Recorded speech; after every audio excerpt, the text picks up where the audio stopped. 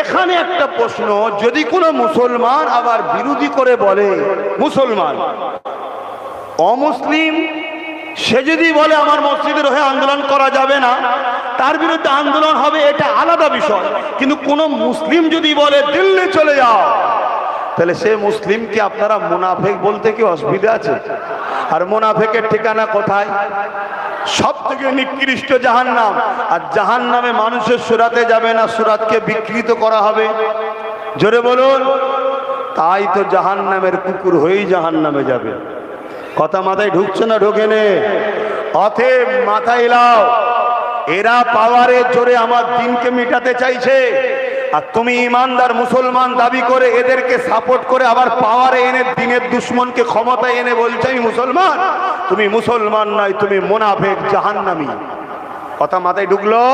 এটা আমার ডিউটি, আমি দিয়ে গেলাম। এটা আমার ডিউটি, আমি দিয়ে গেলাম।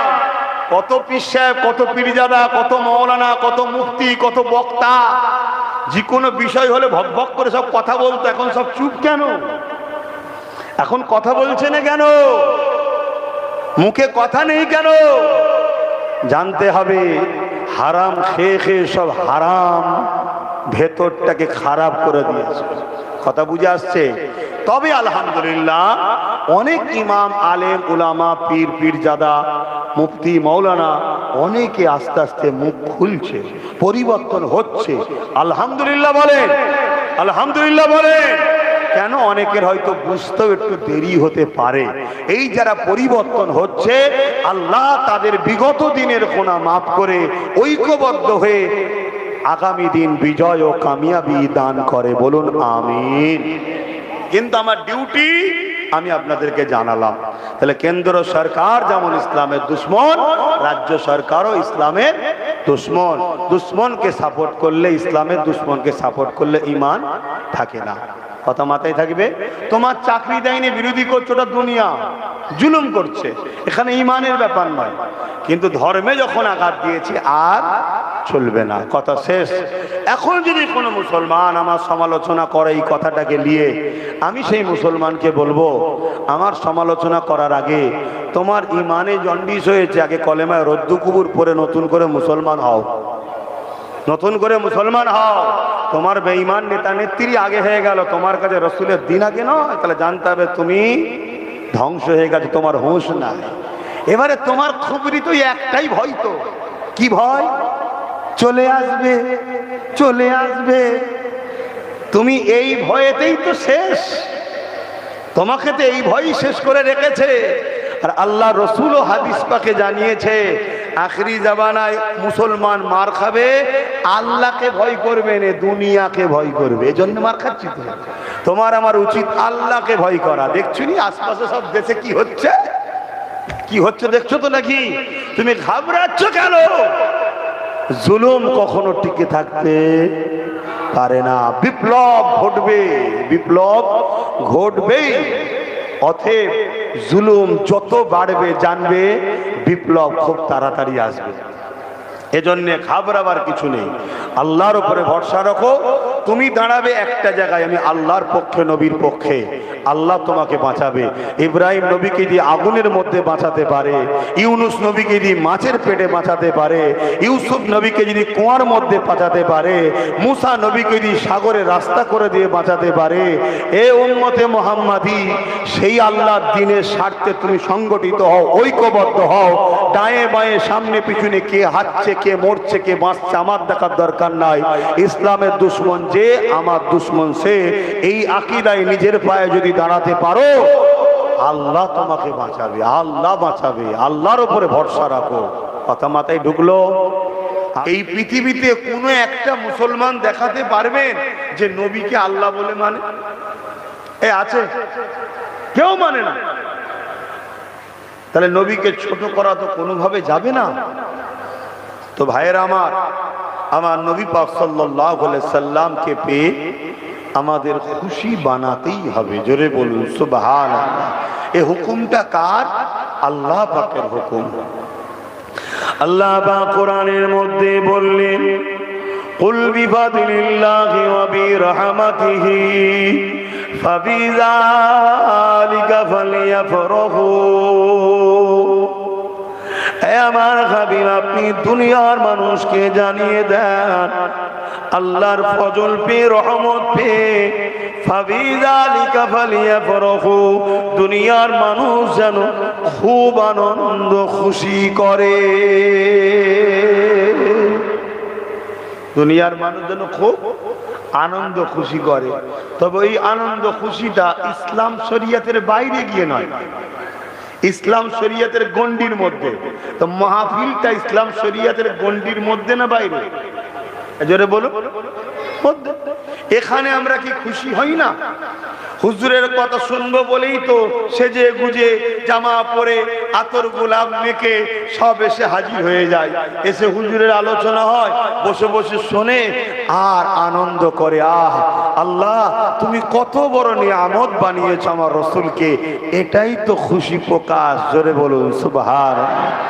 আরো আছে, কেউ রোজা রাখে, কেউ দানও করে, ইত্যাদি ইত্যাদি, এগুলো শরীয়তের মধ্যেই। আল্লাহ পাক তাআলা কোরআনে কি বললেন? তোমরা আমার হাবিবকে পেয়ে, তোমরা আমার ফজলকে পেয়ে, আমার রহমতকে পেয়ে খুশি বানাও, খুশি বানাও। সূরা আম্বিয়ার মধ্যে আল্লাহ বললেন, ওয়া আরসালনাকা ইল্লা রাহমাতাল লিল আলামিন। এ দুনিয়া মানুষেরা, আমি আমার হাবিবকে তামাম আলমের জন্য রহমত করে পাঠিয়েছি। আল্লাহ প্রথম আয়াতে বললেন ফজল পে, রহমত পে, আমার হাবিব ফজল পে, রহমত পে, ফাবিযালিকা ফালইয়াফরাহু, তোমরা খুব খুশি বানাও। দুসরা আয়াতে আল্লাহ বলছে আমার হাবিবকে আমি রহমত করে পাঠিয়েছি।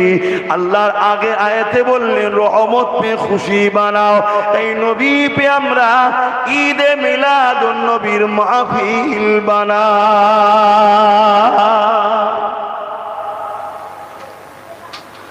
এবারে ফজলের বিষয়টা আছে। আল্লাহ যত ফজল আমাদের উপরে করেছে, এই দুটো চোখও বড় নিয়ামত, তাই তো নাকি গো? এই দুটো কানও বড় নিয়ামত, বড় ফজল আল্লাহর, বড় এহসান করেছে আল্লাহ। শুনছেন তো নাকি?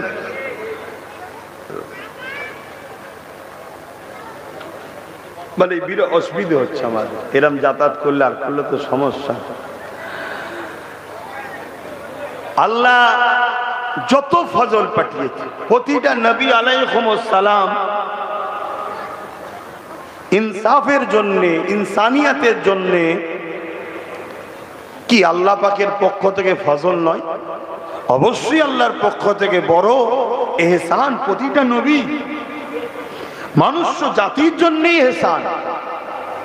কিন্তু কোন নবীকে পাঠিয়ে, খুব মন দিয়ে শোনেন, আল্লাহ এহসান করেছি একবারও বলেনি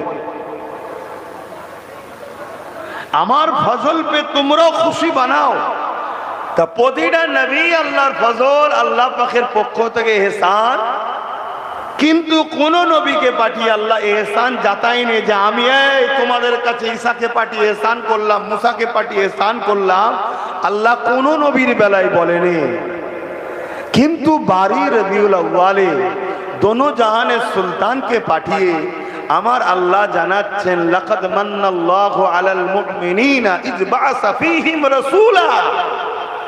আমি আমার হাবিবকে পাঠিয়ে মুমিনদের উপরে বড় ইহসান করেছি। জোরে বলুন সুবহানাল্লাহ। কাদের উপরে ইহসান করেছে? মুসলমানদের উপর না মুমিন? জোরে বলুন। তাহলে মুসলমান কি আর মুমিন কি? প্রতিটা মুমিনের মধ্যে মুসলমান আছে, প্রতিটা মুমিনের মধ্যে মুসলমান অপশনটা আছে, কিন্তু প্রতিটা মুসলমানের মধ্যে মুমিন অপশনটা নাই। কথা কিছু বুঝে আসছে? একটা অ্যান্ড্রয়েড সেট, একটা ক্যামেরাওয়ালা আর একটা চিপওয়ালা, আর একটা শুধু চিপওয়ালা কিন্তু ক্যামেরা নেই। কথা কিছু বুঝে আসছে? তা প্রত্যেকটা মুমিন মানেই মুসলমান, কিন্তু প্রত্যেকটা মুসলমানের মধ্যে মুমিন নাই। আমি বুঝতে পারছি তো নাকি? আল্লাহ নবী বললেন মান আহাব্বা সুন্নতি ফাকাদ আহাব্বানি। যে আমার সুন্নতকে ভালোবাসলো সে আমাকে ভালোবাসলো। নবীর সুন্নতটা কি? নবীর সুন্নতটা হলো নবীর হাদিসও। জোরে বলুন সুবহানাল্লাহ। অর্থাৎ নবীর প্রত্যেকটা সুন্নত প্রত্যেকটাই হাদিস, কিন্তু প্রত্যেকটা হাদিস আবার নবীর সুন্নত নয়। কথা কিছু মাথায় ঢুকছে? বুঝতে পারছি কি? আমি আর কিভাবে বলি আপনাকে? প্রত্যেকটা সুন্নতই কিন্তু হাদিস, হাদিসের বাইরে নয়, কিন্তু প্রত্যেকটা হাদিস নবীর সুন্নাত নয়। তার মানে নবী পাক সাল্লাল্লাহু আলাইহি সাল্লাম কোন হাদিস দ্বারা কোন হাদিসকে রদ করেছে, কোন হাদিস দ্বারা কোন হাদিসকে বাদ দিয়েছে। অবশ্যই প্রত্যেকটা হাদিসের উপরেই আমাদেরকে ঈমান আনতে হবে, কিন্তু প্রত্যেকটা হাদিসের উপরে আমল করা যাবে না। কেন? একটা হাদিস দ্বারা আরেকটা হাদিসকে রাসূল বাদ দিয়ে দিয়েছে, রদ করে দিয়েছে, ক্যান্সেল করে দিয়েছে। যেমন ডাক্তার একটা প্রেসক্রিপশন করেছে, পরে আবার ওই রোগীটা গেছে আগের প্রেসক্রিপশন কেটে নতুন প্রেসক্রিপশন করেছে। আগের বেলাও ডাক্তার ঠিক ছিল, এখনো ডাক্তার ঠিক, কিন্তু আগেরটার এখন চলবে, কিন্তু আগেরটা সত্য বলে মানতে হবে যে ডাক্তার ঠিকই দিয়েছে। বুঝতে পারছেন? তো রাসূলের প্রত্যেকটা হাদিসের উপরে ঈমান আনতে হবে, না ঈমান চলে যাবে। কিন্তু সব হাদিসের উপরে আমল করতে হবে নবীর সুন্নাহর উপরে। তাই নবী বললেন, মান আহাব্বা সুন্নতি, মান আহাব্বা হাদিসি নয়, মান আহাব্বা সুন্নতি, যে আমার সুন্নতকে ভালোবাসলো, ফাকাদ আহাব্বানি, সে আমাকে ভালোবাসলো, যে আমাকে ভালোবাসলো, কানা মাহি ফিল জান্নাহ, সে আমার সঙ্গে জান্নাতে যাবে। জোরে বলুন সুবহানাল্লাহ। যেমন আল্লাহ নবী বললেন, তোমরা মাজার জিয়ারত করবে না, তোমরা কবরের কাছে তোমরা যাবে না, রাসূল বারণ করে দিলেন। এটা হাদিস তো, শুনছেন তো নাকি? এটা হাদিস। কিন্তু এই কাজটা নবী করেন, যেটা করবে সেটা সুন্নাহ হবে, কিন্তু নবী নিষেধ করেছে যাবে না। কেন যদি নিষেধ করেছে অনেক বিস্তারিত আছে। তখনকার সময় মানুষ মাজারকে নিয়ে আল্লাহর সঙ্গে শরীক পর্যন্ত করে ফেলছিল, বাকিটা সবই বুঝতে পারছেন। তাই আল্লাহ নবী পুরো ব্যান্ড লাগিয়ে দিলেন, একদম যাবে না, টোটাল বন্ধ হয়ে গেল। আল্লাহ নবী এবার শিক্ষা দিলেন, মাজারের কাছে যাবে, সূরা ফাতিহা পড়বে, দোয়া দরুদ পড়বে, ইখলাস পড়বে এবং কবর জিয়ারত করবে, যাতে করে তোমার কবর দেখলে আখিরাতের কথা তোমারও মনে পড়ে, কবরের কথা। সিস্টেমটা শিখিয়ে দিয়ে নবী বললেন, মাজার জিয়ারত করো, কবর জিয়ারত করো। দুটোই হাদিস তো, দুটোই তো হাদিস। এখন আগের হাদিসটা কেউ যদি আপনাকে শোনায়, আপনি বলবেন সত্যি তো হাদিস বলছে তো। এজন্য নবী বললেন, মান আহাব্বা সুন্নতি, তোরা আমার সুন্নতকে দেখ। আমি রাসূল আমার মায়ের কবর জিয়ারত আমি নিজে করেছি। জোরে বলুন সুবহানাল্লাহ। এটা আমার সুন্নতের মধ্যে পড়ছে, আমি করছি। কথা বুঝতে পারছেন তো ভাইয়েরা আমার? তাহলে প্রতিটা মুমিন অবশ্যই মুসলমান, কিন্তু প্রত্যেকটা মুসলমান মুমিন নয়। বুঝতে পেরেছি? তাই রাসূল পাক সাল্লাল্লাহু আলাইহি সাল্লামকে পাঠিয়ে আল্লাহ কি বললেন? মুমিনদের উপরে ইহসান করেছি। তাই মুমিনরা ঈদে মিলাদুন নবী করে, আমাদের উপরে ইহসান করেছে, আমরা করবই তো। যারা মুমিন নয় তারা মিলাদুন নবী নাও করতে পারে, তা আমি কি করতে পারি? কথা কিছু মাথায় ঢুকছে? আর ঈদে মিলাদুন নবীর বিরোধী করবেন না। এই বিষয়ে জানা দরকার, এই বিষয়ে বোঝা দরকার যে কি জিনিসটা হচ্ছে। আর একটুখানি আগিয়ে চলেন, আল্লাহ পাক কোরআন পাকের মধ্যে বললেন, ওয়া আম্মা বিনি'মাতি রাব্বিকা ফাহাদ্দিস। এ দুনিয়া মানুষেরা, আমার নিয়ামত পেয়ে তোমরা প্রচার করো, আমার নিয়ামতের তাহাদিস করো, খুব প্রচার করো, খুব জনগণকে সমাজের কাছে জানাও। এ নওজওয়ানেরা, আজ যদি একটা সন্তান হয় তার প্রচার করছো, আল্লাহ আমায় দিয়েছে, আমায় দিয়েছে। আল্লাহ পাক দুনিয়া জমিনে সব থেকে বড় নিয়ামত জিনাকে করেছে।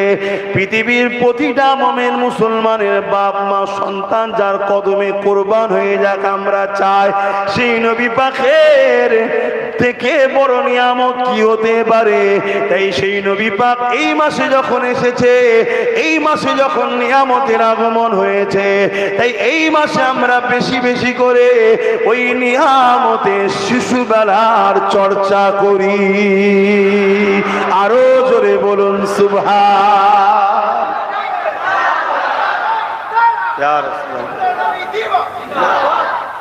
এই যে আমার ভাই বলল বিশ্ব নবী দিবস, এখন আমাদের বাংলায় চলে বিশ্ব নবী দিবস বলবেন না, তামাম কায়নাতের নবীর দিবস বলবেন। তামাম আমার নবী বিশ্বের নবী নয়, আমার নবী তামাম কায়নাতের নবী। জোরে বলুন সুবহানাল্লাহ। এটা ভুল নয়, এটা ভুল নয়, এটা হচ্ছে সমাজে একটা প্রচলিত ভাষা। আমরা সবাই বলে থাকি বিশ্ব নবী দিবস, এটা একটা আমাদের হ্যাবিট হয়ে এসছে, যুগ যুগ ধরে এই ভাষাটা চলে এসছে। এতে মোটেই নবীকে ছোট করার জন্য কেউ বলেনি। বিশ্ব বলতে পুরো পৃথিবী বুঝায়, অবশ্যই নবী পুরো পৃথিবীর মানুষের জন্য এসেছে, কিন্তু আমার নবী শুধু পৃথিবীর তো নবী নয়, আমার নবী আসমান, ফেরেশতা, জিন, সাতব জমিন, সাতব আসমান, আর লৌহে মাহফুজ, কুর, সব কিছু যেখানে আল্লাহর রাজত্ব, সেখানে মুহাম্মদ রাসূলের রিসালাত। জোরে বলুন সুবহানাল্লাহ। কথা বুঝে এসছে? এটা তোমার ভুল নয়। তাহলে কি বলবে? তামাম কায়নাতের নবীর আগমন দিবস উপলক্ষ করে ঈদে মিলাদুন নবীর মাহফিল। এখানে কি আলোচনা হয়? আল্লাহ নবীর শিশুবেলা আলোচনা হয়। যেমন নবী পাকের চাচা যান আবু তালেব আলোচনা করেছিল।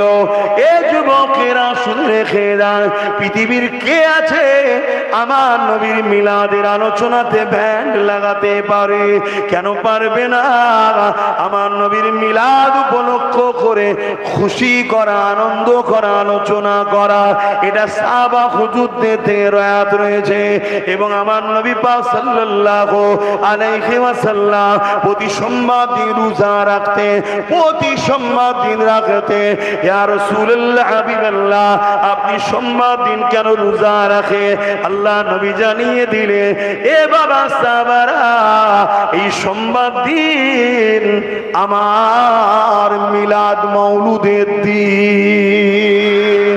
নবী নিজের মাওলুদের দিনে, মিলাদের দিনে এমন করে রোজা রাখতে লেগেছে, আল্লাহ পাকের শুকরিয়া আদায় করতে লেগেছে, আল্লাহ পাকের জন্য রোজা রাখতে লেগেছে। শুধু এটা নয়, আল্লাহ নবী 40 বছর বয়স হয়ে গেল, নবুয়াতের এলান করে দিলে, ঘোষণা করে দিলেন, আমি মুহাম্মদ রাসূল আল্লাহর পক্ষ থেকে এসেছি।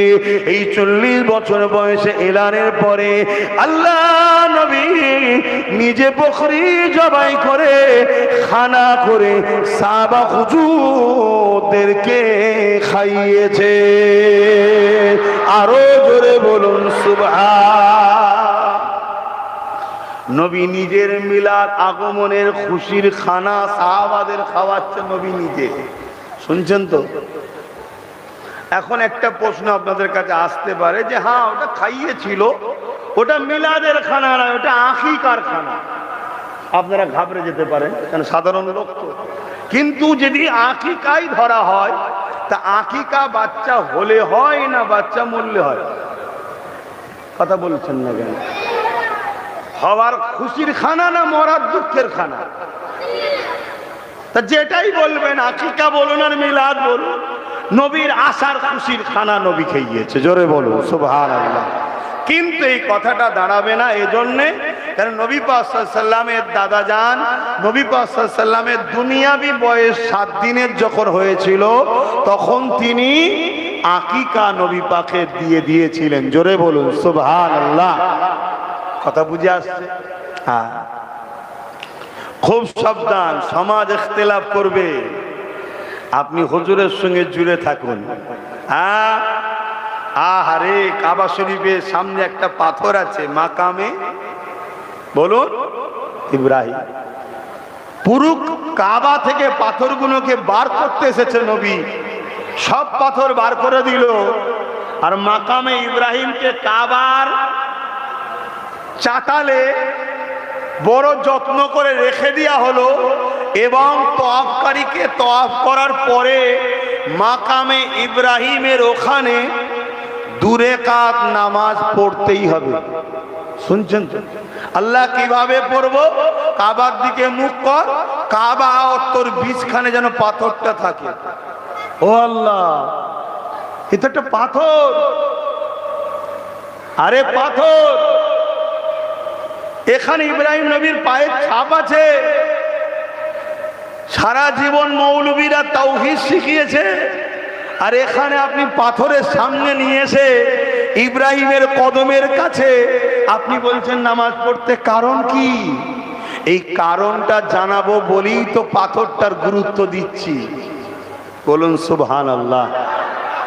একটা কারণ তো আছে, ওই কারণটাকে সমাজকে জানাবো বলেই তো নিজাম, এই সিস্টেমটা চালু করেছি। মোটেই কাবাকে সেজদা করিনি আমরা, মোটেই পাথরকে সেজদা করিনি আমরা। কাবা হলো আমাদের কেবলা। কেবলা শব্দের মানে হলো দিক। কেবলা শব্দের মানে কি? দিক। আমরা বলি না পীর সাহেব কেবলা, তার মানে কি এটা হলো আমার লক্ষ্য, এটা আমার দিক। ইনি যেভাবে আমাকে শরীয়তের অনুযায়ী চালাবে, আল্লাহ রসুল পাওয়ার জন্য ইনার কথা মতো চলবো, এজন্য বলা হয় পীর সাহেব কেবলা। কথা মাথায় ঢুকছে? ঠিক কাবা কেবলা কেন? একটা মসজিদে 50 জন যদি 50 দিকে মুখ করে নামাজ পড়ে ডিসিপ্লিনের ভঙ্গ হবে। তাই পৃথিবীর সেন্টার হলো কাবা, মক্কা। তাই এই ঘরটার দিকে তোরা মুখ করে আমাকে সেজদা কর, তাহলে ডিসিপ্লিনটা তোদের ঠিক হবে। ডিসিপ্লিনটা ঠিক হবে। যেমন যারা হজ করতে যায় তারা পুরো কাবাকে গোল করে কাতার দেয়। কেন? ওখানে কাবা বীজখানে চতুর্দিকে লোক, আর আমাদের দিক থেকে কাবা পরে পশ্চিম। কিন্তু কোন কোন দেশ আছে কাবা সেই দেশ থেকে পরে উত্তর কি দক্ষিণ কি পূর্ব। তাহলে আমরা পশ্চিম দিকে মুখ করি না, আমরা কাবার দিকে মুখ করি।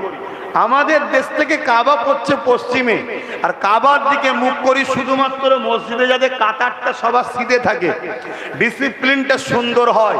এজন্য আল্লাহ একটা সেন্টার করে দিয়েছে, এটা পৃথিবীর বীজখান, এখানটাকে তুই ফলো করে আমায় সেজদা দে। আর মাকামে ইব্রাহিমটাকেও আল্লাহ রেখেছে ওখানে। এর একটা কারণ আছে, তোরা যারাই হজ করতে আসবি তোদেরকে আমি দুনিয়ায় তোরা হাজারো ফতোয়া দিয়ে বেড়াবি মিলাদুন নবীর বিরুদ্ধে, কিন্তু আমার হজে যেই আসবি তোদেরকে আমি মিলাদুন নবীর স্মৃতি দেখাবো। জোরে বলুন সুবহানাল্লাহ, আরো জোরে বলুন সুবহানাল্লাহ। তাহলে একটু জানা দরকার এই পাথরে কি হয়েছে।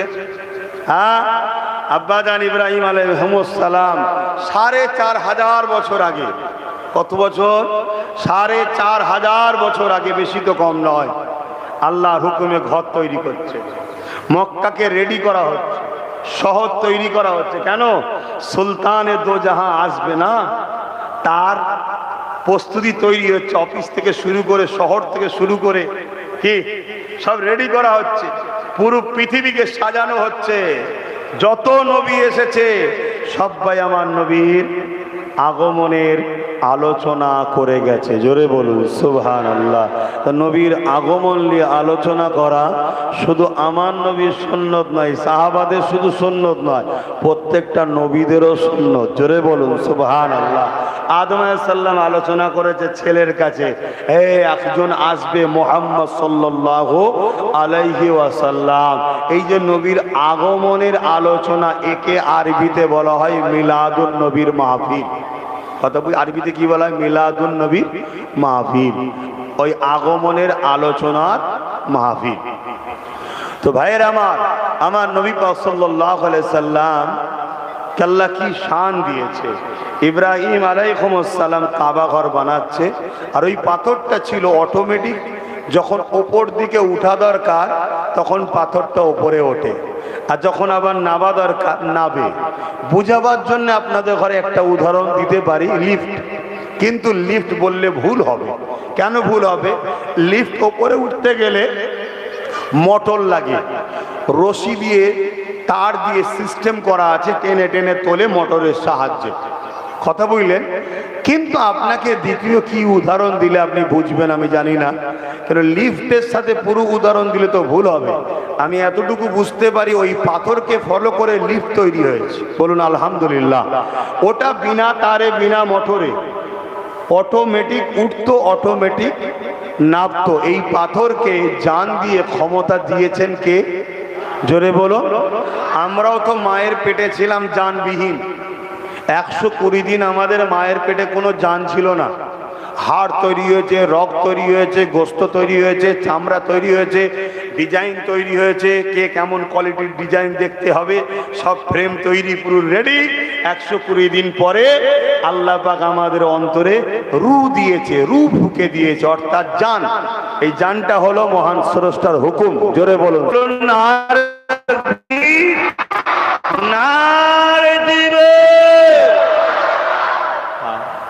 আজকে কিছু মানুষ মুসলিম লেবাসে, মুসলিম সুরাতে, সুন্দর দাড়ি, সুন্দর টুপি, বুখারী মুসলিম খুলে খুলে উম্মতের কাছ থেকে নবীকে সরাচ্ছে, উম্মতের কাছ থেকে নবীকে সরাচ্ছে। একটু হলেও ফায়দা কে দেবে? এই একটা না 1 কোটিটা? জোরে বলো। কেন? জান আছে, জান আছে। এটা যেমন বুঝলে তা তোমার নামাজ রোজা দাড়ি টুপি 1 কোটি লোকের মতো রয়েছে, কিন্তু জান নেই।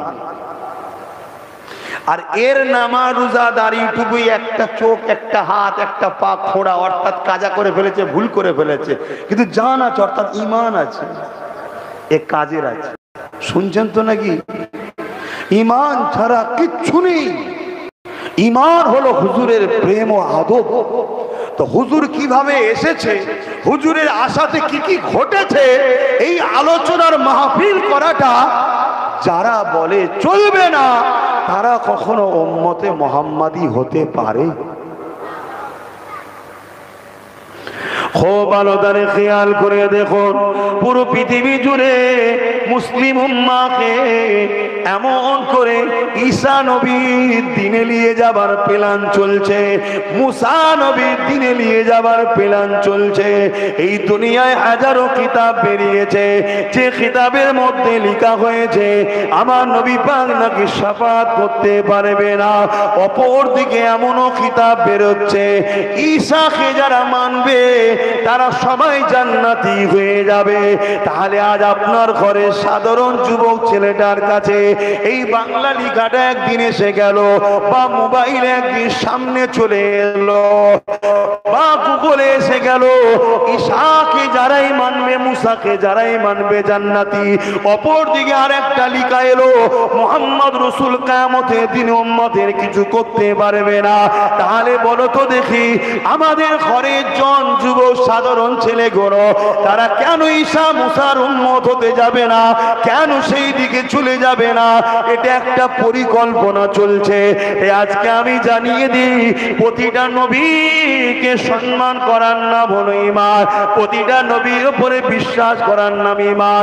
কেননা আমরা পড়ে নিয়েছি আমানতু বিল্লাহি ওয়া মালাইকাতিহি ওয়া কুতুবিহি ওয়া রাসূলিহি, সব নবীর উপরে ঈমান আনতে হবে। কিন্তু মনে রেখে দিও, ঈসা নবী, মুসা নবী, উযায়ের নবী, সব নবীর পায়ের ধুলো আমাদের চোখে সুরমা বানাও। কিন্তু মনে রাখবে, সমস্ত নবীদেরও নবী হলো মুহাম্মাদুর রাসূলুল্লাহ। কিয়ামতের দিনে সব নবীরা নফসি নফসি করবে, মুহাম্মদ রাসূলুল্লাহ শাফাতে উজমা করবে, শাফাতে কুবরা, শাফাতে কুবরা করবে। জোরে বলুন সুবহানাল্লাহ। সেই নবীকে ছেড়ে বাপ প্ল্যান চলছে অন্যদিকে নিয়ে চলে যাবার। কি গো, শুনছেন তো নাকি? তাই আমার মনে হয় প্রত্যেকটা মসজিদে, প্রত্যেকটা খানকাতে, প্রত্যেকটা মক্তবে, প্রত্যেকটা মাদ্রাসায়, প্রত্যেকটা জলসায় সবার উচিত নবীর ওয়াজ করা, নবীর মাকাম চিনানো, নবীর আজমাত চিনানো, নবীর শান চিনানো, নবীর রিফাত জানানো, নবী কে, নবীর মাকাম কি, এটা যুব সমাজকে জানাতে হবে। কিন্তু দুঃখের বিষয়, হাজার হাজার জলসা হচ্ছে, হাজারো বিষয়ে আলোচনা হয়, আমার নবীকে নিয়ে আলোচনা হতে, বলুন বলুন, 52 সপ্তাহ জুম্মা, 1 বছর সব আলোচনা হচ্ছে, নবী নিয়ে আলোচনা হচ্ছে। এটা কি দুঃখজনক নয়? এটা একটা গোমরাহি, এটা একটা ফিতনা, এটা একটা বড় প্ল্যান ইসলাম বিদ্বেষীদের, আমাদেরকে নবী থেকে আলাদা করার। আর আল্লাহর জাত পাকের কসম করে বলছি, যতক্ষণ আমরা নবীর সঙ্গে জুড়ে থাকব, পুরো পৃথিবী মিটে গেল, আমাদেরকে মিটাবার ক্ষমতা কারো না। আর আমরা যদি নবী থেকে দূরে সরে যাই, পুরো পৃথিবীটাও যদি আমরা রাজ করি, আমাদেরকে মিটিয়ে দেওয়াটা খুবই সহজ। কথা কিছু বুঝে আসলো তো নাকি? আমার আলোচনায় অসুবিধা হচ্ছে? আমি যেখানেই যাই বাপ নবীর কথা বলি, যেখানেই। হ্যাঁ, অন্য বিষয়েও ওয়াজ করি, 100টা জলসা করলে 80টা নবীর ওয়াজ করি, আরো বেশি তো কম নয়। বাকি 20টা অন্য বিষয় ওয়াজ করি, সবটাই করতে হবে, কিন্তু প্রাধান্য দিতে হবে যার জন্য সবকিছু তার।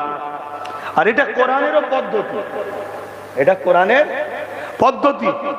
কোরআন ইমানদারদের সামনে যখন আল্লাহ কথা বলেছে, ইমানদারদের উদ্দেশ্য করে ইয়া আইয়ুহাল্লাযীনা আমানু বলেছে, সঙ্গে সঙ্গে নবীর কথা বলেছে, নবীকে চিনিয়েছে, নবীকে চিনিয়েছে। অর্থাৎ সবাই রয়েছে যেখানে, সেখানে আল্লাহ তাওহীদ নিয়ে আলোচনা করো।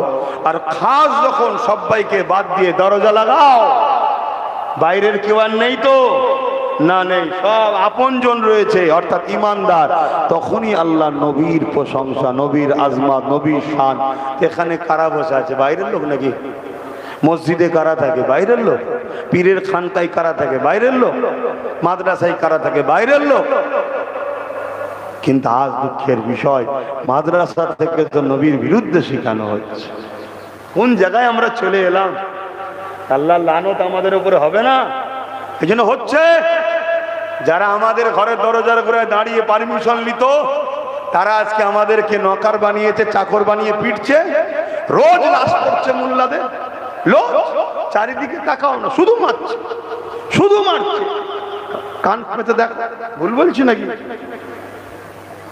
আর অথচ আজ থেকে 100 বছর পিছিয়ে যাও, আমেরিকা বলো, ফ্রান্স বলো, ব্রিটেন বলো, আমাদের দরের ঘুরে এসে দাঁড়িয়ে থাকতো।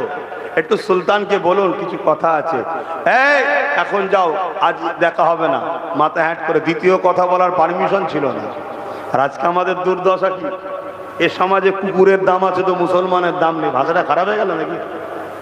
ভাষাটা খারাপ হয়ে গেল। বাস্তব, কলকাতায় চলে যাও, হাতিবাগানে একটা একটা কুকুরের দাম 20 লাখ, 25 লাখ, 30 লাখ, 50 লাখ টাকা দাম। আর মুসলমান বেড়ার বেরিয়েছে 1 লাখ, 1.5 লাখ, 2 লাখ টাকা পড়লে কি দেয় না? দেয় না? আমার দাম কোথা বুঝতে পেরেছেন তো? ভুল কিছু বললাম নাকি? তাহলে হুজুর কি বলছে? 50 লাখ নিতে সারা জীবন একাই থাকতে হবে, আর বিয়ে করতে হবে না। তাহলে অ্যাকচুয়ালি আমরা নিজেদেরকে চিনতেই পারলাম না। কেন? তুমি সংসার করবে তোমার জীবন সাথীর সাথে, তাকে তুমি ভালোবেসে নিয়ে আসো। অর্থ নিচ্ছ কেন? সারা জীবন মনে রাখবে, এই অর্থর কথা তার মনে থাকবে। তো যাক, ওই দিকে আলোচনায় আজ আমি যাচ্ছি না। একটা কথা এসেছিল তাই বলে দিলাম। আপনাদের কি অসুবিধা হচ্ছে? আর একটু বলি নাকি? এবারে যে উদ্দেশ্যে মাহফিল, এই উদ্দেশ্যটাকে একটু আলোচনা করে। আল্লাহ নবী চাচাজান হযরত আব্বাস রাদিয়াল্লাহু তাআলা তিনি বলে, আমি আমার প্রতিবেশী দিওয়াকে নিয়ে আমার রাসূলুল্লাহর মিলাদের মাহফিল করছিলাম, অর্থাৎ শিশুবেলার আলোচনার মাহফিল করছিলাম। আল্লাহ নবী মাহফিলে উপস্থিত হলেন, বড় খুশি হয়ে গেলেন। অনেক বড় কথা সংক্ষেপ বলছে। আল্লাহ নবী জানিয়ে দিলেন, বললেন, হে আমার চাচা জান হযরত আব্বাস, এই মাহফিলে শুধু আপনারা বসে আছেন তা নয়, আল্লাহ পাকের অগণিত রহমতের ফেরেশতারা নাজিল হচ্ছে। এ দুনিয়ার মানুষেরা, হে আমার নবী পাকের দিওয়ানারা, আল্লাহ নবী চাচা জান আবু তালেব হুজুর আমার বলতে লেগেছে, আমার রাসূলুল্লাহকে বলতে লেগেছে, যিনি আমার নবী পাককে একটানা 35 থেকে 40 বছর ধরে তিনি নিজের সন্তানের মতো লালন পালন করেছে, দেখভাল করেছে, তিনি সর্বসময় রাসূলুল্লাহর গাড়ি থাকতে তিনি বলতে লেগেছে, এ আমার ভাই মুহাম্মদ সাল্লাল্লাহু আলাইহি সাল্লাম, আমি আপনাকে খুব ভালোভাবে চিনি, আপনার সম্বন্ধে আমি সবই জানি, ছোটবেলায় কি ঘটনা ঘটেছে এখনো আমি সব জানি। ওই সময় রাসূলুল্লাহ বলতে লেগেছে, চাচা জান আপনি কি করে জানলেন? না, তোমার আম্মা আমিনা আমাকে জানিয়েছে। কি জেনেছেন একটু শোনা। এবারে রাসূলের চাচা নবী শিশুবেলার কথা বলে, নবী পাক শুনতে লেগেছে, অর্থাৎ নবীর মিলাদ নবী নিজে শুনতে লেগেছে। তাহলে নবীর মিলাদের আলোচনা হবে আর আমরা শুনবো, এই শোনাটাও নবীর সুন্নতের মধ্যে গণ্য হবে। এ যুবকেরা, রাসূল পাকের চাচা আবু তালেব বলতে লেগে, যখন তুমি আমিনা গর্ভে চলে আসলে, ওই সময় আম্মা আমিনা বলতে লেগেছে, আমার পবিত্র হে মুবারকে আব্দুল্লাহর পেশিনাতে তুমি ছিলে, ওখান থেকে যখন আমিনার রে মুবারকে তুমি চলে আসলে, আম্মা আমিনা বলতে লেগেছে, একদিন জলিলুল কদর নবী আলাইহিস সালাম গো, আমি আমিনা আমাকে মুবারকবাদ দিতে লেগেছে। শুধু তাই নয়, তোমার ঘরের মধ্যে যখন আম্মা প্রবেশ করেছে, আম্মা আমিনা বলতে লেগেছে, ঘরের দেয়ালগুলো পর্যন্ত আমি আমিনা আমাকে সালাম দিতে লেগেছে। আল্লাহ আল্লাহ, এইভাবে আলোচনা শোনাচ্ছে। শোনাতে শোনাতে বলছে, আমি একটা ঘটনা নিজে দেখেছিলাম, যেটা শোনা নয়, আমি দেখেছি। আল্লাহ নবী বললেন, চাচা জান কি ঘটনা দেখেছেন? ওই সময় রাসূলুল্লাহ চাচা জান আবু তালেব বলতে লেগেছে, একদিন চাঁদনী রাতে সন্ধ্যার পর আপনাকে খোলা আকাশের নিচে শুইয়ে দেওয়া হয়েছে। আমি আব্দুল মুত্তালিব অবাক হয়ে দেখতে লাগলাম, ওই আকাশের চাঁদটা দ্রুত জমিনের দিকে নেমে আসছে এবং নিজেকে সিমেন্ট নিচ্ছে, ছোট করে নিচ্ছে। এইভাবে নেমে এসে এত তোমার কাছাকাছি চলে এসেছে, আমি আবু তালেব মনে করলাম আমার ভাইপো মুহাম্মাদের উপর হয়তো পড়ে যাবে, তাই আমি চোখ বন্ধ করে চিৎকারও করে ফেললাম। পরে চোখ খুলে দেখলাম ওই চাঁদটা তোমার দোলনার উপরে দাঁড়িয়ে রয়ে গেল, এসে রুকে গেল, আর তুমি দোলনায় শুয়ে শুয়ে হাত পা লড়াতেছ। তোমার উংলি হাত পার ইশারাতে ওই চাঁদও লড়তে লেগেছে। ঠিক এমনটা লাগছে যেন ওই চাঁদটা তোমাকে খেলনার মতো খেলা দেখাচ্ছে। আরো জোরে বলুন সুবহান। ইয়া নবী, ইয়া নবী, ইয়া রাসূলুল্লাহ। তো কথা বুঝে আসছে? তাহলে বলুন, আমার নবী পাক সাল্লাল্লাহু আলাইহি সাল্লামের এই যে ওয়াকিয়াগুলো ঘটেছে, এখনো শুনে আমাদের মধ্যে হুজুরের প্রেম আদব বাড়বে না কমবে? ভক্তি আদব বাড়বে না কমবে? আর যদি বলা হয় মুহাম্মদ সাল্লাল্লাহু আলাইহি সাল্লাম নবী ছিলেন, কিন্তু আমাদের মতো মানুষ, তিনারও ভুল টুল হয়ে গেছে, প্রেম আদব ভক্তি বাড়বে না কমবে? তাহলে যারা নবীর প্রেম আদব কমাতে চায়, তারা কি উম্মতে মুহাম্মাদি? বলো, তারা আমার নবীর উম্মত, মানে ইমানদার উম্মত কি? এগুলো ভাবো। জলসা দিলে শুধু হয় না, আর হাঁ করে গিয়ে বসে থাকলে শুধু হয় না।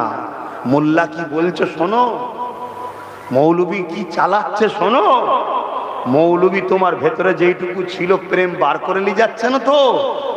হ্যাঁ, জলসা শুনে যাবার পর হুজুরের প্রেম কমলো না বাড়লো? যেতে যেতে ভাবো, যদি আব্বাস সিদ্দিকীর জলসা শুনে যাবার সময় মনে হয় ধর হুজুরকে তো সাধারণ করে ফেললেন, প্রেম কমে গেছে, তাহলে জানবে আব্বাস সিদ্দিকও ঘোলা হয়ে গেছে, কেটে বড় আমার সাথে মিশে লাভ নেই। আর যদি যেতে যেতে মনে খুশি হয় যে না আল্লাহ আমার নবীকে কি শান আল্লাহ করেছে, জানবে আব্বাস ঠিক জায়গায় আছে। কথা মাথায় শুনছো?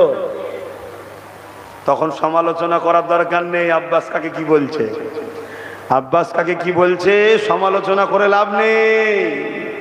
আজকে একটা সমালোচনা হচ্ছে সমাজে নতুন করে, খবর আছে তো নাকি? হ্যাঁ, খুব সমালোচনা হচ্ছে, একটু করুক না। গতকালকে হালকা করে আবার দিয়েছি, আর একটু করুক, দুদিন পরে একদম দলিল আদাললি দিয়ে প্রমাণ করে দেওয়া হবে। চিন্তা করছেন কেন? দলিল যদি না থাকে, প্রমাণ যদি না থাকে, নবীর মেম্বারে উঠে বলার সাহস আব্বাস সিদ্দিকীর আছে নাকি? হ্যাঁ, ওটা কি অন্য কোন স্টেজে উঠেছিলাম নাকি? হ্যাঁ, ওটা নবীর মেম্বার, ওখানে উঠে বুঝে বুঝে কথা বলতে হবে। কথা বুঝে, এটা কি, এটা স্টেজ না, এটা মেম্বার। করেছে এই ছেলেগুলো, গ্রামবাসী, ছোট মতো সাইজ দেখছেন, কিন্তু এর ইজ্জত অনেক। এখানে কথা হুজুরের হবে, এখানে কথা আল্লাহর দ্বীনের হবে, অন্য কিচ্ছু হবে না। এবারে ওলিয়া উলিয়াদের কথা হবে, কেন ওলিয়া উলিয়ারও তো আল্লাহ রসুলের সাথেই। কথা বুঝে আসছে তো নাকি? হ্যাঁ, কিন্তু এখানে অন্য পাগলামি ফাজলামি কথা চলবে না। বললে এই মেম্বারকে অসম্মান করা হবে। কিন্তু আজ তোমরা কি করছো, এই মেম্বারে সব এমন গজল গায়ক তুলে দিচ্ছ, তারা তো গানই গাইছে। হ্যাঁ, হুঁশনাই রং তামাশায় নাচতে যাচ্ছ, পুরো পৃথিবীতে কি হচ্ছে খেয়াল করে দেখো। এমন ফাঁসা ফাঁসবে, দিশেহারা হয়ে যাবে, চোখের সামনে মা বোন বেটির রেপ হয়ে যাবে, কিচ্ছু করতে পারবে না। ভাষা খারাপ লাগবে নাকি? হাকিকাত বলছি, আল্লাহর মা শুরু হয়ে যাবে। তোমার যদি খুব শোনার শখ যায়, মেম্বার নবীন মেম্বার ইসলামের মেম্বার নাম না দিয়ে অন্য কিছু দিয়ে যে নাচকে যা, কমসে কম কাবিরা গুনাহ হবে, বেঈমান হবে না। কিন্তু ঈদ উপলক্ষ করে ড্যান্স, ঈদ উপলক্ষ করে খেলা, এগুলো বেঈমান কাফের হয়ে যায়। কথা শুনছেন না শোনেন? কারণ এটাকে অপমান করা হবে, এই মেম্বারটাকে অপমান করা হবে। তোর শয়তানি বুদ্ধি গেছে, হালকা বয়সে নাচতে মন গেছে, একটু নেচে লেগে যা, কমসে কম কাবিরা গুনাহ হবে, কাফের হবি না। আর ইসলামকে জড়িয়ে এলে পাকামো করবি, কাফের হয়ে যাবে। কথা বুঝে আসছে তো নাকি? হ্যাঁ, এবার আমি কাফের বলে ফেলি, জাহান্নামের কুকুর টুকুর বলে ফেলি, অনেকের রাগ হয়ে যায়। আরে অন্যজন বলতে পারে না, সেটা তার ব্যাপার, আল্লাহ আমাকে বলার ক্ষমতা দিচ্ছে, আমি বলি। কথা বুঝে আসছে না? নাই। তবে আমি ভুল কি বললাম, দাদা হুজুরের ওসিয়তনামা খুলে দেখো না। দাদা হুজুর বলছে টুপি দাড়ি জুব্বা পাগড়ি, টুপি দাড়ি জুব্বা পাগড়ি। কেউ যদি তুচ্ছ তাচ্ছিল্য করে, দাদা হুজুর ওসিয়তনামায় লিখেছে কাফের হয়ে যাবে। কি লিখেছে? জোরে বলছেন না কেন? কারো বাড়িতে ওসিয়তনামা আছে? যদি থাকে এই গ্রামে বার করো, এক্ষুনি খুঁজে দেখতে দিচ্ছে। তাহলে জবানার মুজাদ্দেদ, মুজাদ্দেদ কে হয়? নবী আর আসবে না, নবীদের কাজ এবার মুজাদ্দেদরা করবে। জোরে বলুন সুবহানাল্লাহ। নবুয়তটা শুধু থাকবে না, বাকি নবীদের যে মাকাম, সে মাকাম মুজাদ্দেদদের দিয়েছে আল্লাহ। জোরে বলুন সুবহানাল্লাহ। তুমি গয়েশপুরের লোক, এলাকার লোক যদি মনে করে এটা আমার ঘরের হুজুর, না, ঘরের হুজুর নাই। আর আমি যদি মনে করি দাদা হুজুর আমার পদ্মাতো হয়, না না, পদ্মাতো নয়, ওটা সম্পর্কর জায়গায়। দাদা হুজুরকে মানতে হবে, ঈমান আমার, কেন তিনি জবানার মুজাদ্দেদ আল্লাহ করেছে। জোরে বলুন সুবহানাল্লাহ। আকাশে কোটি কোটি তারা, এগুলো আল্লাহর ওলি। চাঁদ একটা, যেটা মাসে একবার আসে, পাল্টে পাল্টে। 100 বছর আগে কিংবা পরে এই মুজাদ্দেদ আসে, যাদের মাকাম আল্লাহ তারার কাছে যেমন চাঁদের মাকাম, বুঝাবার জন্য বলছি, কোটি কোটি ওলির মাঝে একটা চাঁদ, একটা মুজাদ্দেদের মাকাম। জোরে বলুন সুবহানাল্লাহ। খবরদার, আব্বাস সিদ্দিকী কোন সিদ্দিকীকে পছন্দ যদি না হয়, বাদ দিকে যাও। দাদা হুজুর থেকে যেন মুখ ঘুরিয়ে নিও না, কপাল ফাটা জাহান্নামী হয়ে যেতে হবে। এই যে কথা ডাইরেক্ট বলে ফেললাম, কপাল ফাটা জাহান্নামী হয়ে যাবে। আরে ঘুরিয়ে বলার সময় আছে নাকি এখন? হ্যাঁ, এখন ধরতাক্তা মার পেরে কবে এই গ্রামে আসবো কোনো গ্যারান্টি আছে? হ্যাঁ, অনেক ডাক্তার দেখবেন রুগী ধরে কাজ করে। কি অনেক ডাক্তার আছে রুগী ধরে কাজ করে, হালকা ডোজ দে, 3 দিন পরে আসবে, আবার একটু ডোজ দে, আবার 3 দিন আবার একটু ডোজ দে, এরকম করে 10 বারে তার থেকে দেখা যাবে 5,000 টাকা নিয়েছে। আবার অনেক ডাক্তার আছে অত সময় নেই, ধর প্রেসক্রিপশন যা চলে যা 5,000 দে। কথা বুঝছেন না বোঝেন না?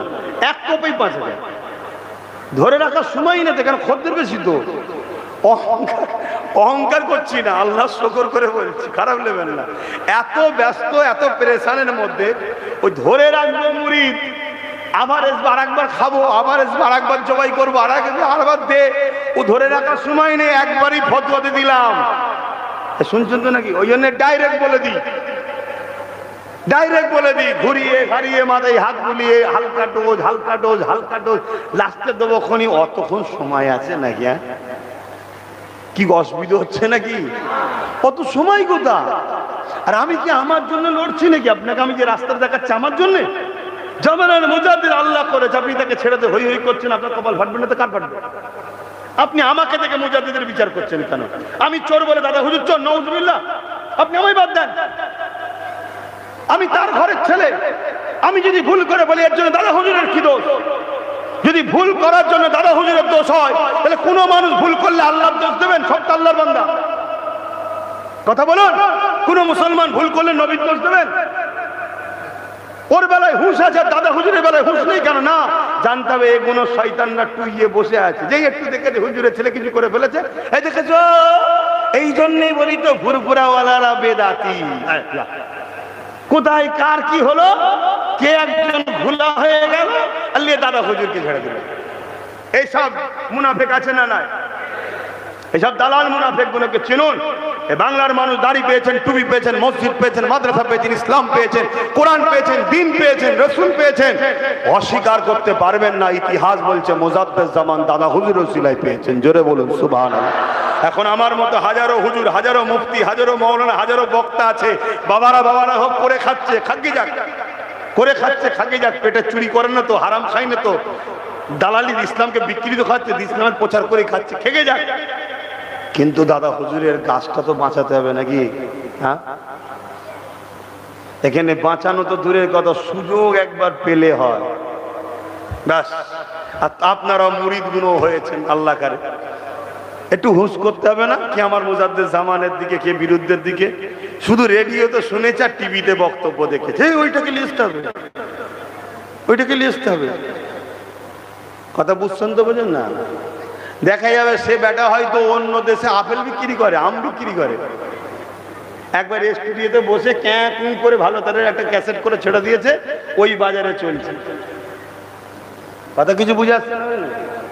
দেখা যাবে এতিমের মাল ঝেড়ে বসে আছে, তাকে নিয়ে এসে স্টেজে তুলে দিয়েছে, সে ওয়াজ করছে, বাবারা আমানত খেয়ানত করতে নেই, আর সে বেটা নাকি এতিমের মাল ঝেড়ে বসে আছে। তুমি তোকে চিনুনি, তুমি তো রেডিওই দেখেছো, টিভিতে দেখেছো, এসব চলছে না চলে নে? কি সমস্যার মধ্যে পরিচার এসবগুলো বললে খেপে যাচ্ছে। আব্বাস সিদ্দিকী শুধু যত ফেতনার মাস্টার, এর কাছে গেলেই শুধু এত ফতোয়া, এর কাছে গেলেই এত ডিস্টার্ব, একে করা যাবে না, ওকে করা যাবে না, এই হয়েছে ওই হয়েছে, এই করতে হবে ওই করতে হবে। এই আব্বাস সিদ্দিকী, আমি ভুল করছি তাই তো নাকি? হ্যাঁ, কথা বলেন, ভুল করছি তো? যদি ভুল করি আমায় বাদ দাও না ভাই, কিন্তু আমি আমার জায়গা থেকে সরবো না। দুজন এসুক আমার কাছে, যেন দুজন একসাথে জান্নাত যেতে পারি, এটাই চেষ্টা করছি। কথা কিছু বুঝে আসছে? আলহামদুলিল্লাহ। আমার সাথে যারা থাকে তাদেরকে অনেকে টোনটিটকিরি মারে, হ্যাঁ প্যান্ট শার্ট পরে দাঁড়িয়ে মধ্যে বিড়ি খাই, আমি করে দেন সব বলে না, বলে না? আমি জানি মুতাটাও দেখলো কি করে, মাফ করবেন, কথা বলা ঠিক নয়, বলে না, বলে না? হায় হায় হায় হায়, ইতিহাস বলছে, ইতিহাস বলছে এই পৃথিবীতে অনেক বড় বড় মানুষ যারা জগৎ বিখ্যাত বিখ্যাত পাপী ছিল, একটা দিন আল্লাহ তাদেরকে পরিবর্তন করে জগৎ বিখ্যাত ওলি করে দিয়েছে। জোরে বলুন সুবহানাল্লাহ। অতএব কেউ যদি নিজের ভুল করে তাকে তুমি ঘৃণা করো না, তার জন্য তুমি দোয়া করো, তাকে ভালোবাসো, পরিবর্তন হবে। ভুল দুই ধরনের হয়, একটা নিজের, একটা ইসলামের। ইসলামের বিরোধী যে হবে তার সাথে তো কোনোভাবেই সম্পর্ক নয়, ওই জন্যই তো দোষ দিই। আর নিজের ভুল যদি কেউ করে সে পরিবর্তন এর জন্য দোয়া করো, তাকে ঘৃণা করো না। হতে পারে সে একদিন জগৎ বিখ্যাত ওলি হয়ে যেতে পারে। জোরে বলুন সুবহানাল্লাহ। তো ভাইয়ের আমার, তো যাক আমি অন্যদিকে চলে যাচ্ছি, আসি আমার নবীর মিলাদের দিকে। আর মিলাদের দিকে যাওয়ার সময় তো নেই। তারপরও আর একটা কথা বলে যায়, আল্লাহ নবীর আম্মা জান বলতে লেগেছে, আমার বাচ্চা মুহাম্মদ যখন আমার গর্ভের রেহেম মোবারকে চলে আসলো, আমি আমেনা আমার শরীর থেকে মুশকে আম্বারের থেকেও বেশি খুশবু বাইর হতে লেগেছে।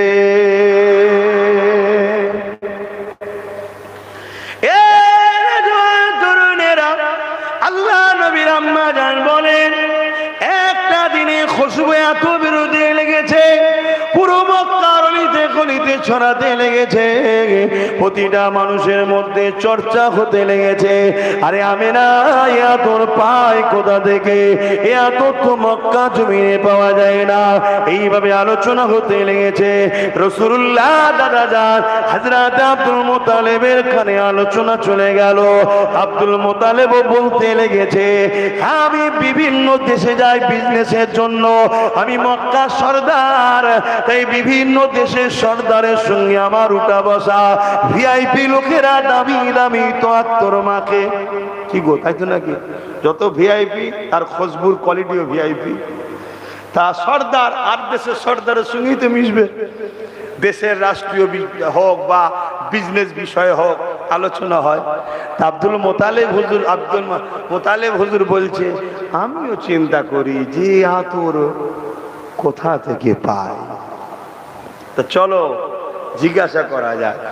রাসূল পাক সাল্লাল্লাহু আলাইহি ওয়াসাল্লামের দাদি যান আব্দুল মোতালেব হুজুর তিনার আহালিয়া স্ত্রীকে ডেকেছে, ডেকে বলছে, হ্যাঁ গা, আমাদের আব্দুল্লাহর পরিবার, আমার পুত্রবধূ আমিনা, স্বামী হারা, আব্দুল্লাহ ইন্তেকাল হয়ে গেল, হালকা বয়সে ইন্তেকাল হয়ে গেল, কিন্তু এত খুশবু মাকে কোথা থেকে পায়? সব জায়গায় চর্চা চলছে। রাসূল পাক সাল্লাল্লাহু আলাইহি ওয়াসাল্লামের দাদি জানো বলছে যে, হ্যাঁ, আমিও যখন আমেনা হাম্মামখানা থেকে বেরোই, আমি পরে ঢুকি কখনো কখনো, যেন মনে হয় আতরের কোনো গোডাউন শোরুমে ঢুকেছি। জোরে বলুন সুবহানাল্লাহ।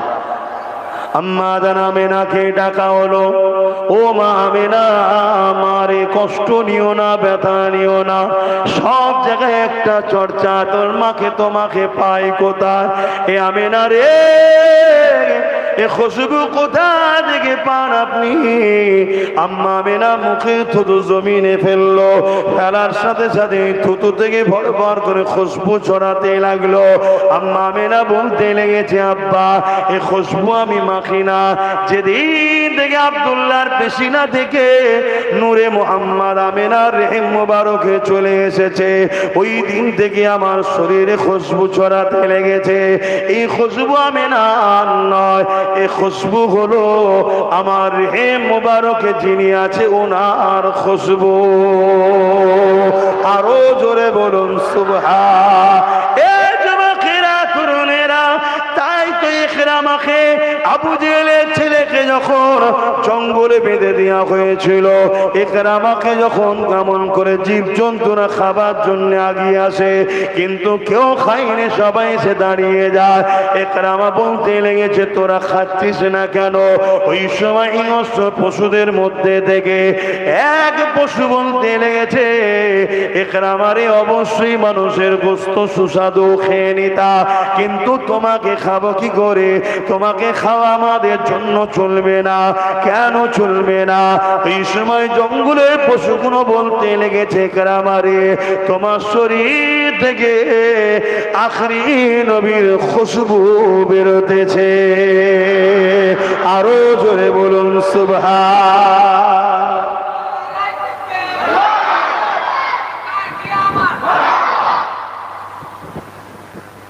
আল্লাহু আকবার, আল্লাহু আকবার। কি নিয়ামত আল্লাহ আমার নবীকে করেছে, কি গো, শুনে খুশি না বেজার? এজন্যই বলা হয় নবীর মিলাদের মাহফিলটা হচ্ছে ঈদে মিলাদুন নবী। নবীর মিলাদটা আমাদের জন্য বড় খুশি। কারো ঘরে নাতি পুতা বেটা হলে বাপ মা পরিবার খুশি হয় না, হয় না? কারা কারা খুশি হয়? ওই বাচ্চার সঙ্গে যার যার সম্পর্ক আছে, ঠিক তো নাকি? আমার রসুল আসাতে খুশি আমরা, তারা যার যার সঙ্গে নবীর সম্পর্ক, তাদের জন্য ঈদে মিলাদুন নবী। জোরে বলুন সুবহানাল্লাহ। সব জায়গায় তার দলিল বেশি দিতে লাগে না। কে? আমার জায়গার কাগজ তোকে দেখাতে যাব কেন? যদি দেখতেই হয় তো কোর্টে আয়। যদি দেখতেই হয় কোর্টে আয়, আয় এক জায়গায় বসা যাক নাকি? খবরদার ঈদে মিলাদুন নবীর বিরোধী করবেন না। যে কোনো মিলাদুন নবীকে কেন্দ্র করে বাড়াবাড়ি করছে, অবশ্যই ওর বিরুদ্ধে আমরা এর সমালোচনা দরকার। তা বলে হুজুরের আলোচনা হবে, একটা মাহফিল তৈরি করলো ছেলেরা, সেখানে একটু আনন্দ খুশিতে দোয়ার হবে, দোয়ার পরে কিছু খাওয়া দাওয়া, শুকুরানা খাওয়া দাওয়া, নিয়ামত, আল্লাহর রিজিক হবে, সমস্ত শ্রেণীর মানুষ এসে বসে খাবে, বড় লোকরাও খাবে, গরিবরাও খাবে। এর বিরোধী করবেন না। কথা মাথায় ঢুকছে? অনেকে এটা বিভিন্ন লোকেদের ধর্মের বিভিন্ন কালচারের সঙ্গে জড়িয়ে দিচ্ছে আমার রসুলকে। বলুন নাউজুবিল্লাহ। যাক, আমি সংক্ষেপ করছি, আসুন একটু হুজুরকে সালাত ও সালাম করবো। ইয়া নবী সালাম